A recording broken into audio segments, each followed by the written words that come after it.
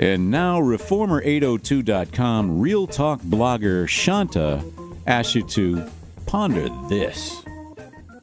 Unpassing the Performance of Blackness and the Rachel Dolezals I Know. This is a piece that I originally published in the Ms. Magazine blog on Thursday, June 18th. I'm not a stranger to Rachel Dolezal. In fact, I've met many like her in my own life. I never liked the white man's music, one of my boyfriends once said to me. He continued, "For years I kept convincing my ex-girlfriend that both of us would be able to produce a black baby. I heard this and just laughed at the ridiculous statements he made. Over time, I realized that John was serious about his feelings. While he maintained his place in the social hierarchy as a white male from an upper middle-class background while cherry-picking from what he perceived to be the black experience. The plot thickened around internal and external racial dysfunction when I met my second husband, Brent. We shared many moments in our relationship in which Brent would disclose his passions for all issues involving race. In addition to our discourse about racial politics, Brent would share stories of his youth confessing his longtime desire to wake up with brown skin. Sometimes I'd be disappointed upon looking in the mirror and seeing that I did not wake up brown, he'd say. I'd laugh and ask more questions about his need or want to identify or connect as a person of color, as opposed to being comfortable in his own skin as a white man. The case of Rachel Dolezal is obviously more layered and complicated than some of the scenarios I've experienced, especially because Dolezal ventured to pass as a black woman.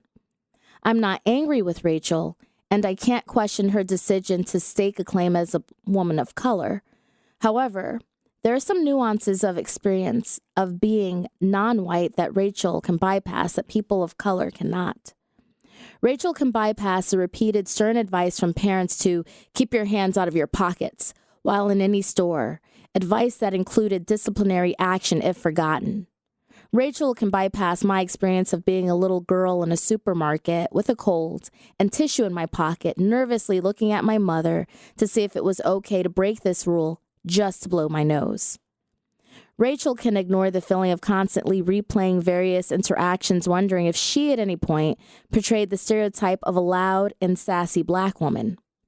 Rachel can ignore my regular practice of negotiating and navigating moments of public frustration and anger for fear that certain natural human reactions would be interpreted as the angry black woman.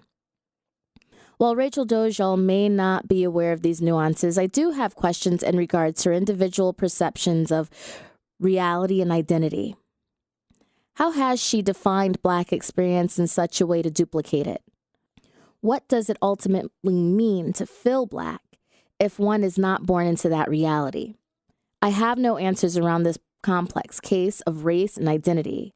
But there is one looming question that I do sometimes ask individuals who might be facing the same situation as Rachel Dolezal. Why would anyone truly want the reality or burden of being black in America, fraught with textures of internalized and institutional racism? The truth is they don't. However, the lucky few get to cherry pick what works and does not work in regards to the black experience, while perhaps navigating some other complex quandaries about how and who to be in the world.